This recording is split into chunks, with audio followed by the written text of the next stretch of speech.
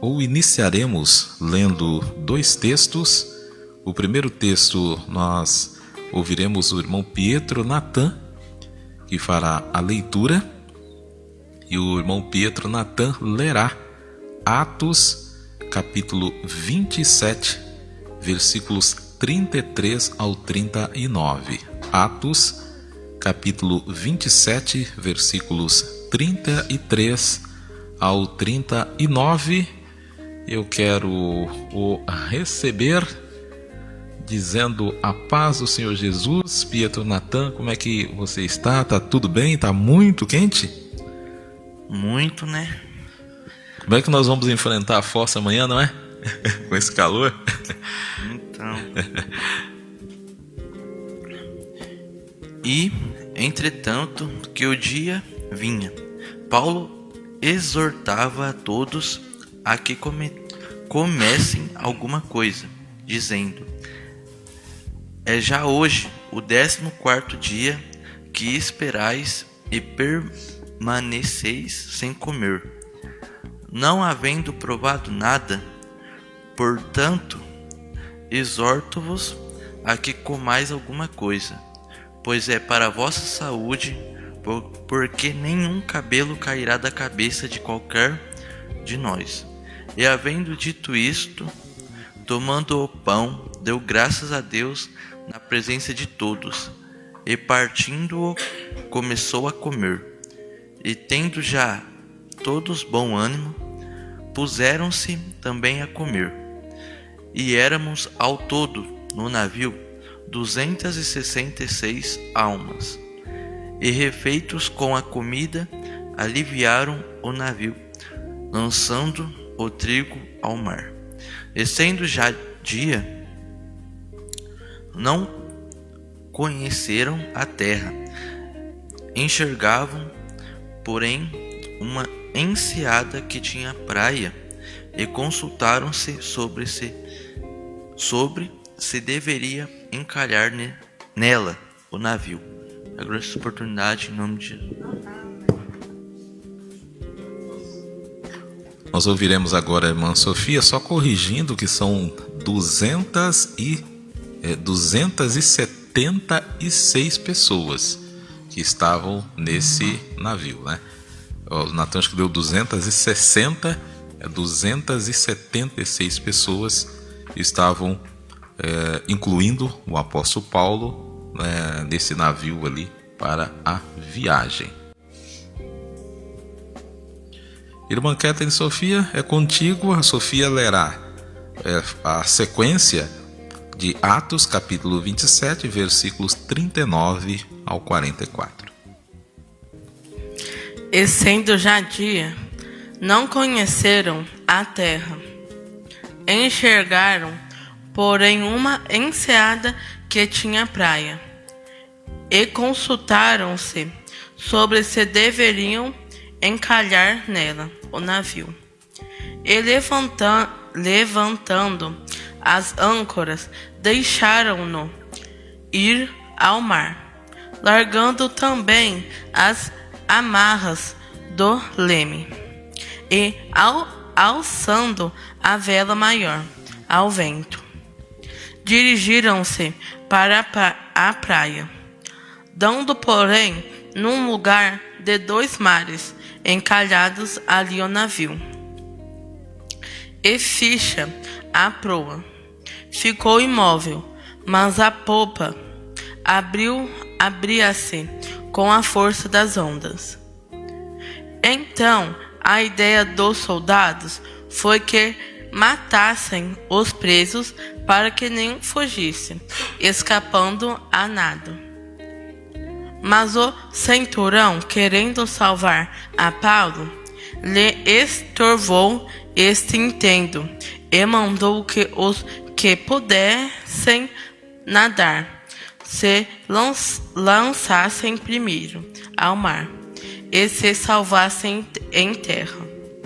E os demais, uns em tábuas e outros em coisas do navio. E assim aconteceu que todos chegaram à terra a salvo. Agradeço a oportunidade. O tema que eu trouxe para o culto e também para o sermão de hoje: vidas por um triz, ninguém morrerá. Baseado em Atos, capítulos 27 e 28. Nós fizemos parte da leitura que referencia o que nós iremos falar, porque são um texto gigante, e aí nós vamos genericamente, não é? Aqui no sermão comentar essa história. Então é importante a gente entender, Pietro Natan, que gosta de estudar história, que no mundo antigo os navios eram usados como principal meio de transporte de cargas e não eram projetados para levar pessoas com conforto e segurança. A pessoa que quisesse viajar, fazer uma viagem, tinha de procurar um navio mercante que estivesse indo na direção desejada, negociar o preço da passagem e então esperar até o navio zarpar. Ao viajar nesses navios, tinham de dormir no convés, de levar cobertores, comidas, etc. A duração das viagens dependia dos ventos. Olha que coisa. Não sabia. Vai durar 1 mês, 2 meses? Depende do vento. Depois de passar um dia no mar, o navio em que Paulo e Lucas viajavam atracou em Sidom, na costa da Síria. Apesar de prisioneiro, Paulo estava aqui preso. Então, apesar de prisioneiro, Paulo era um cidadão romano cuja culpa não havia sido comprovada, sendo essa a provável razão que se permitiu o seu desembarque em terra para ver algumas pessoas amigas daquela cidade, a primeira cidade que eles fazem uma parada. A viagem segue. O navio sai de Sidom a Mirra com dificuldades.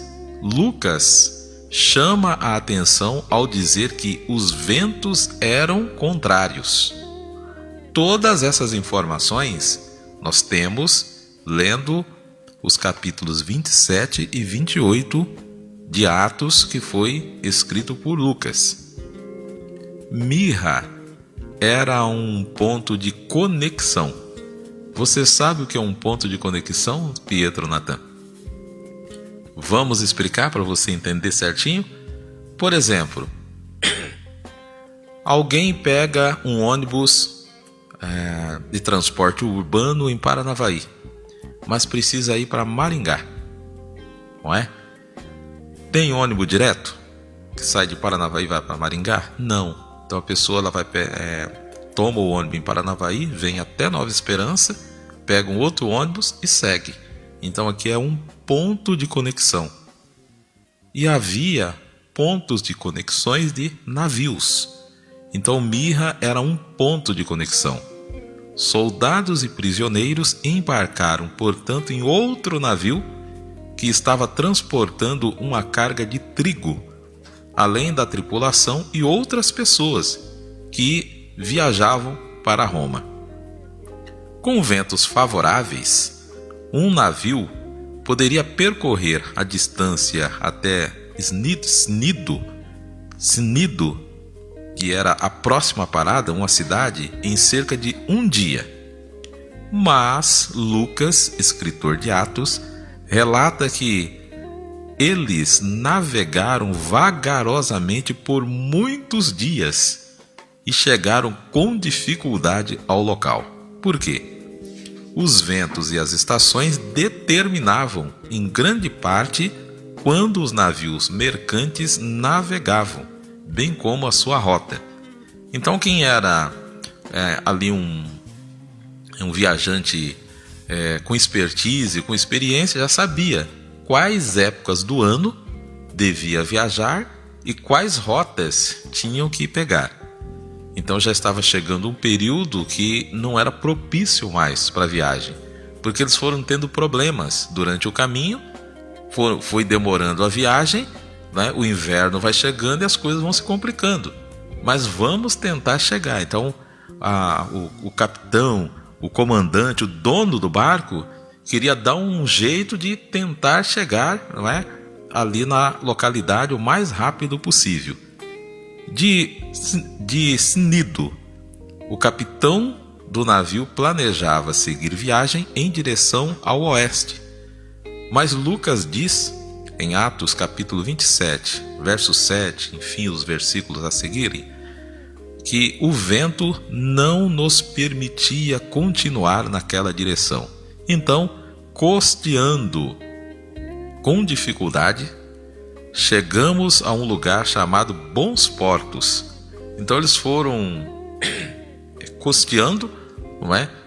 Pelas montanhas, escondendo do vento e se protegendo do vento, e conseguiram chegar a esse lugar chamado de Bons Portos. Foi quando Paulo, que tinha grande experiência em navegar pelo Mediterrâneo, olha que coisa interessante, não é?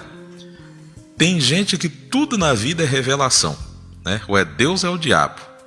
E tem coisas que não precisa Deus revelar. A experiência da gente já diz, né, o que vai acontecer. Então aqui não foi uma revelação. Aqui foi a experiência de Paulo. Ele era acostumado a viajar. E aí o que ele diz? Recomenda que o navio não seguisse aquela viagem. Então ele diz, não é bom a gente seguir nessa viagem. Caso contrário, haveria danos e grandes perdas, talvez até mesmo a perda de vidas. Então aqui não há uma revelação de Deus. Aqui há a experiência de um homem que é acostumado a viajar, a navegar. Ele está vendo que está vindo a tempestade, né, dos tempos, das épocas, e fala, não adianta, não é? É melhor a gente ficar por aqui, passar o inverno aqui, depois a gente vai embora. Mas o piloto e o dono do navio queria prosseguir e tentaram chegar a Fênix. E sabe por quê? Um ponto que estava um pouco mais adiante na costa. Esse porto talvez fosse um lugar maior e melhor para passar o inverno. Então eles queriam chegar pelo menos até Fênix, e ali dava um tempo até passar aquela intempérie do inverno, e depois seguiriam para Roma. Assim, quando uma suave, porém enganosa brisa vinda do sul soprou, não é? Deu uma maneirada no tempo, enfim, e veio aquele vento suave. Logo o dono do navio e o piloto do navio diz, não, é agora ou nunca, é a oportunidade que a gente tem. Lançaram o navio e partiram, né, aproveitando aquele vento, né, aquela brisa tranquila. Mas aí, irmão Francisco, o texto disse que então surgiu um vento violento, e desesperados para evitar danos, os marinheiros içaram o bote que o navio estava rebocando e lutaram para reforçar o casco do navio, amarrando-o com cordas, correntes, para que as pranchas de madeiras não se desprendessem. Fizeram de tudo para manter o navio contra o vento e passar pela tempestade, mas não tiveram sucesso. Olha que coisa terrível. Paulo, tendo em vista que Deus havia lhe dito que ele daria testemunho em Roma, estava convicto que não morreria ali.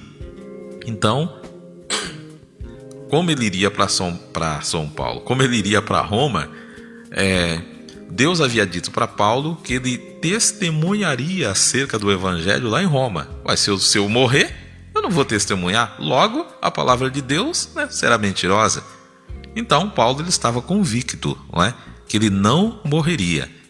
Mas durante 2 semanas, gente, 14 dias, diz o texto, noite e dia. Já imaginou um negócio desse? Não é? Olha o que aconteceu no Rio Grande do Sul, não é? Em poucas horas. Já imaginou um negócio daquele 2 semanas? Aqui, por exemplo, o vento soprando em cima da casa 2 semanas. você não vê o sol, você não vê a lua, como diz aqui, ó, chuva e nuvens cobriram o sol, a lua e as estrelas.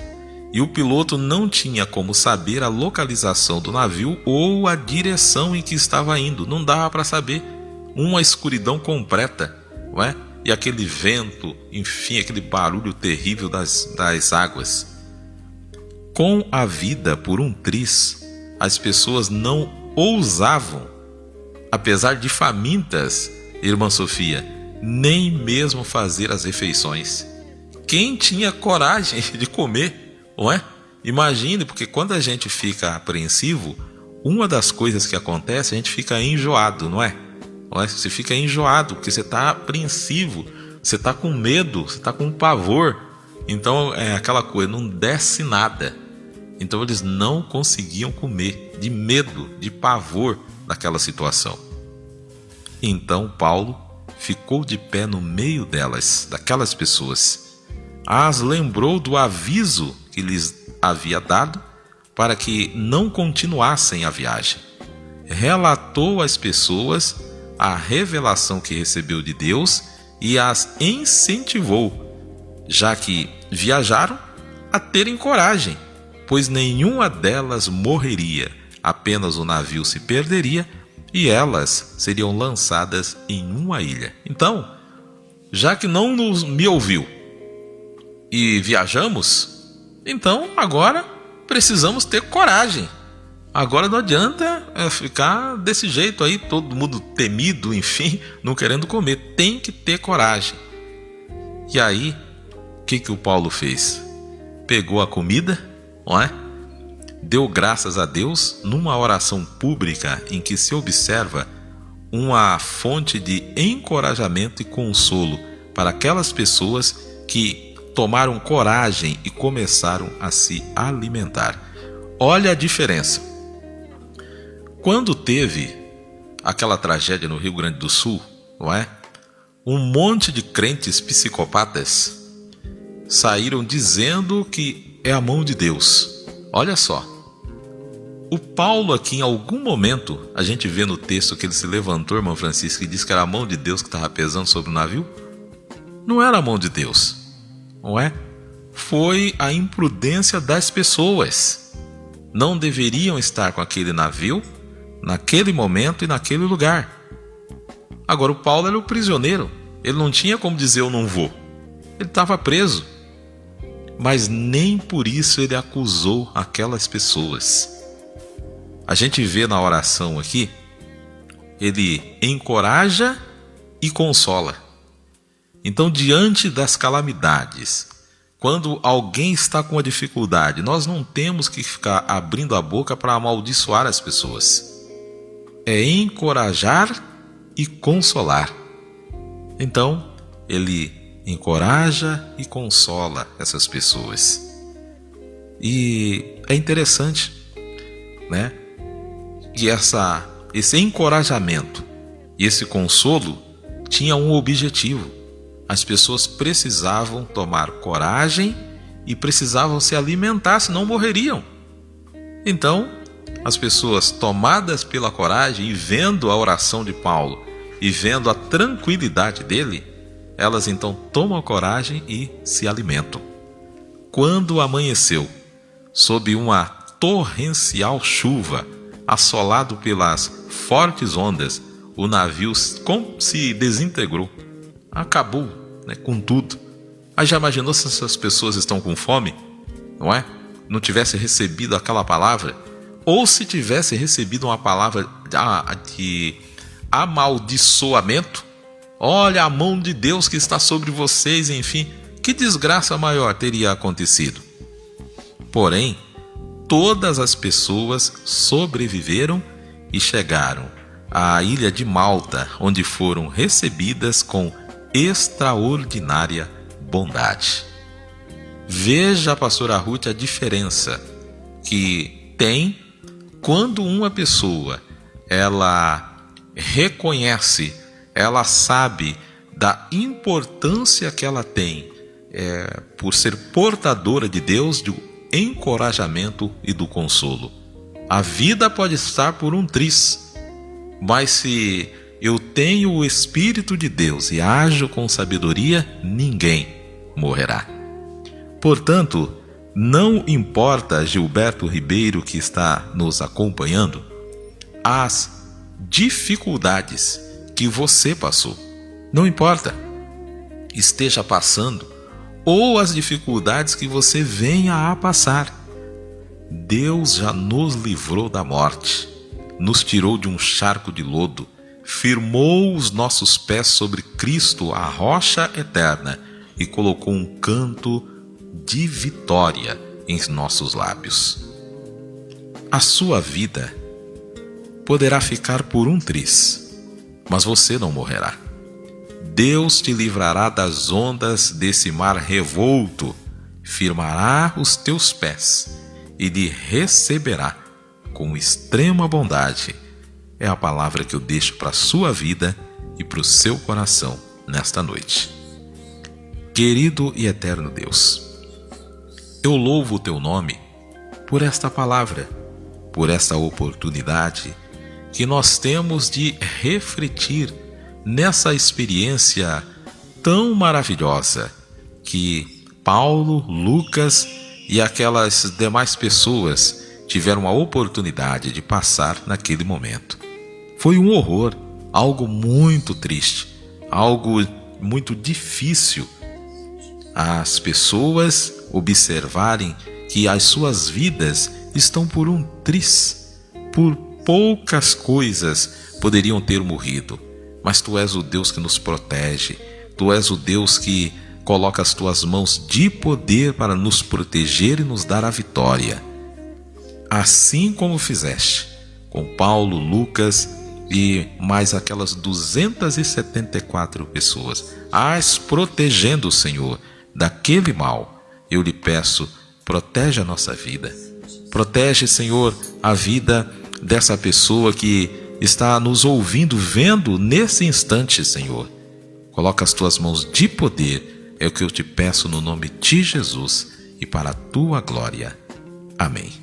Aleluias, louvado seja o nome de Jesus.